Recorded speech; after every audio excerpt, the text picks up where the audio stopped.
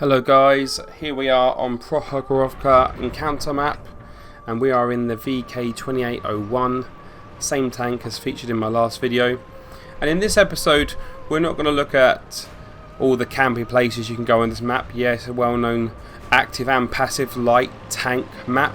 We're going to look at map movement and also how you can go about being effective in a battle even though that you're a one shot or you entered into low life early on. I will tell you now, this ends up as a heartbreak. It is not a victory, however it is an ace tanker game and a good example at again how a light tank can be effective in any battle and more than hold its weight against its top tiers.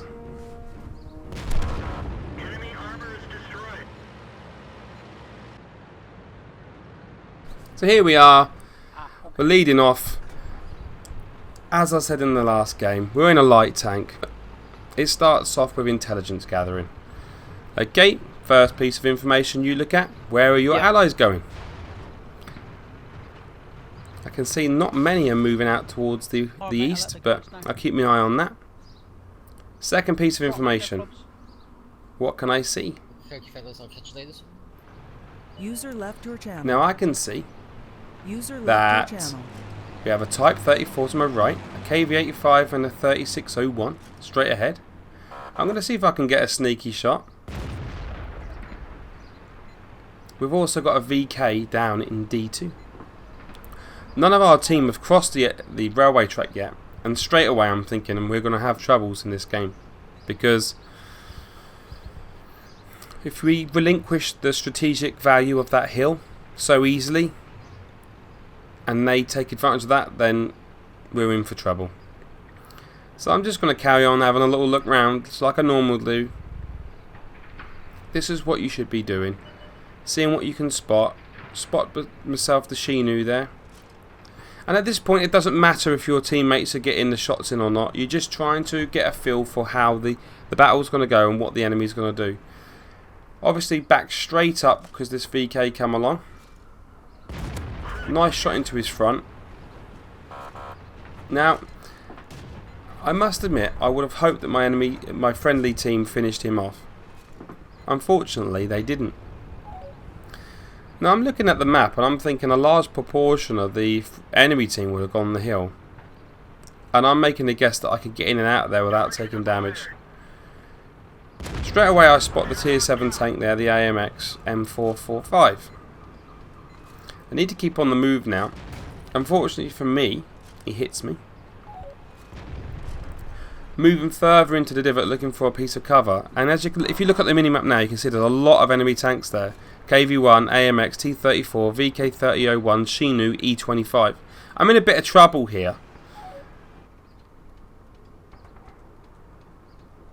Now I just took a shot from a Dickimax. And I know he's high on the hill, so I know I've got to get out of here or I'm going to die. Okay, he's going to be reloading, and this is the way I'm going to come out. Nice and lucky with some of the shots that come down there. Managed to, well, one just missed, and I put a little spin into the right, which made another one miss. No, I'm out. I'm a one shot. Okay, we're 3 minutes in, and I'm a one shot. Okay. So the first thing I'm going to do is change location.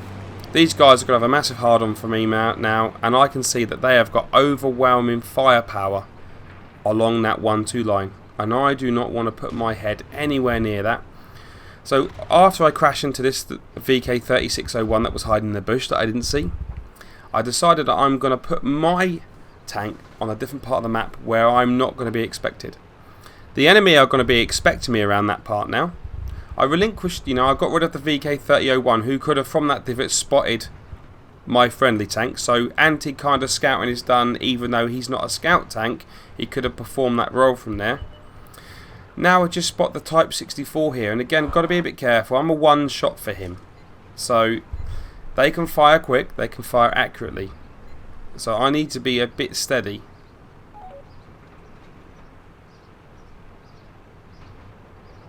Keeping myself down in a divot and out of his view range. I've spotted him. You can see my friendly tanks are coming down to take advantage of my spot, which is nice, but hopefully not at the cost of their health pool. They will need that later. I obviously want to get a shot in. Nice high, well, say high roll, good roll for 484. Now he's an open top tank and I'm using HE with a dirt gun, so that's to be expected. And that's one of the reasons why I love this tank. So 3 shots and 663 damage in. This isn't a massively high damage game, it's just a steady game, but the movement is what I want you to look at, okay? So now the Type 64's there. I've got some support from this T67. And we've turned a bad situation on this side into a good one. I've recognised that the enemy are strong on that west flank, and even though our team didn't come here early on, they've moved to this side now. So we need to capitalise on that if possible. So I'm going to work with these guys and push down this flank, because the Hellcat and Tiger can hold themselves for now. Now, the fact that they're so deep there and the KV-3 has got that far tells me that there's not much up this flank here. So I'm going to try and come along the left-hand side of those. Whilst they're looking at the KV-3, I want to start positioning myself so I can shoot their other flank. In a light tank, it's always good to shoot a distracted enemy. If you're the one doing a live stream today, they're shooting at, then it could be a bit of an issue for you, you know? That's fine. So I'm using the cover of these bushes. I just started. I'm going to see if I can get myself a nice shot or two in. Put it on for background if you were on. Thank you. Now, although this gun can hit for 400 to 500 damage or 300, the fact of the matter is, because it's HE, you don't get that consistently. You will get your rolls that are 20, 93 and 75. That's okay. I just let my self go a bit there. This guy is a red player, so I'm going to do my backwards and forwards trick, and it worked on the MT25 video and everyone called it luck, and it worked on the last video and everyone called it luck. It is a bit of luck, but the harder I work at it, the luckier I get with it, you know. So with these light tanks, you know, it seems like your tracks have magnets, so use them, yeah. Get your angle right and use them. I was at a 90-degree angle. The reason for that is because I wanted to go backwards and forwards, and a 90-degree angle to that tank with me going backwards and forwards maximises the amount of bloom his reticle will have when he's trying to hit me, therefore giving him a more inaccurate shot. I say him, could be a her, and that's what I wanted there. So we've now won this flank, and I've got to still be a bit careful, still on my 90 odd hit points that I had after crashing into that VK. And I want to get some more damage and affect the course of this battle. We can see the Chinook coming down, and I know that them other tanks are up on that ridge line there, so I need to be careful here. I'm going to try and get a sneaky shot. He pulled back just in time, such is the nature of the slow velocity of this ammunition. I don't want to poke up into the same position twice, because it only takes that AMX or one of the other tanks to be looking in my direction now. So I'm going to relocate to a different spot to take a shot, and that's very important. Those of you that would have gone up and took a shot at the same point would probably have died 5 seconds ago. So having a little look, didn't get spotted there, and I pulled back, lead the shot nice and well, and managed to finish the Chinook for 333 damage. And again, that's what I love about this tank. Other times you miss shots, you hit for 20. You know, you don't think that you run around in this tank shooting for 300, 400 all day long, because you don't. But there are them games that it does happen, and it's nice.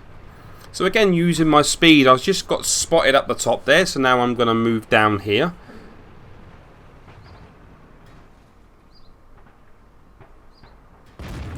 Managed to finish off the 38 NA. Now, didn't get spotted there because I was behind 2 bushes, but I can see that KV-1 taking some shots, so I'm going to change position again. So this is the lesson here, guys. It's remembering that even though you're a one-shot, you're still, you know, you've still got a working gun. You're still highly effective. If you can't salvage a win, at least you can salvage some good WN8 or WN7. You know, and my priorities are normally win, then WN8. So coming down this side now, again a complete change of location.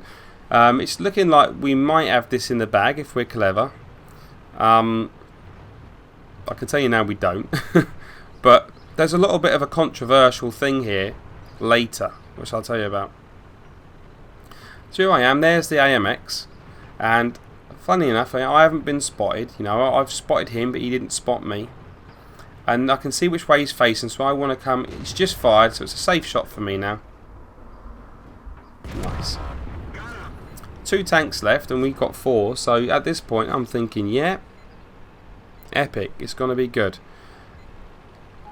So at this point, I didn't really know where the enemy artillery is. I know he's a good player, and I know the E25 is on full health. And the fact of the matter is, we're pretty much one-shots to him. I'm a one-shot to him. The VK is a one-shot to him. The RT isn't going to stand a chance against him because the artillery, he can out-view range the artillery. So if he's left with a 1 versus 1 situation with the RT, he ain't going to win that. So after we killed the VK, I decided I'm going to go and hide down in these bushes down here and see if I can get some sort of ambush. I can see the KV3 coming over the ridge, and I'm hoping that the E25 is going to make his way down here, start engaging the KV3, and enable me to get in behind him. Now watch this, because I'm hid behind the this rack here, and we've got bushes all around. Now what do you think? Tell me in chat. I think this E25 was way closer than 50 metres, the proxy spot, when he actually got spotted. See, he knows I'm here, by the way. Now I'm thinking now that probably the guy that was in that artillery piece there was still in the game, and he heard my tank near him, and he said that I'm there. That's the only thing I can think of, because I didn't get spotted, but he knew I'm here. There you go. He's like 10 metres away.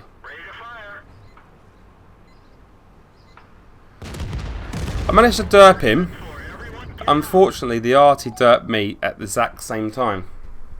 Now, KV3 versus artillery. Yeah. Well.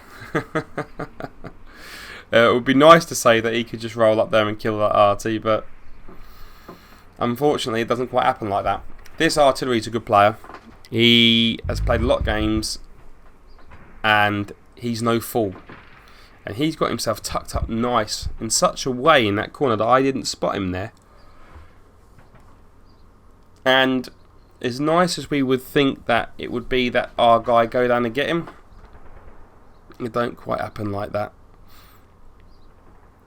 So I was just typing to him there, offering him some advice that the artillery's in the corner. This guy, you know, is saying to me, I was chatting to this guy afterwards, and he said, you know, the RT had him spotted, which it did, and it finished him off. So now it's RT on RT. Only we've got a really, really, really sneaky RT against us, and the S51 is not great at this sort of small shotgun thing. It's slow. The AMX is a lot faster. So there we go. So that's the match. So here we are with the post-game stats. It's an ace tanker badge, 782 damage, top gun, and we've got a 1168 XP. Damage caused by assistance is 1415. So not the most amazing game in the world, but a very good example of remaining effective even though you've taken heavy damage early on, not giving up. Also, relocating multiple times to keep your enemy guessing. If you guess how many, you know, count how many times I relocate there. I must relocate 8 or 9 times in that battle. I don't stay there whacking away, chomping away at a bunch of tanks that are going to kill me if they spot me. You know, I'll hit and run, hit, fire a shot, another location, fire another shot, another location. That's what you have to do in light tanks, guys. These are light tanks tutorials, and although the VK2801 plays differently, it's still a light tank.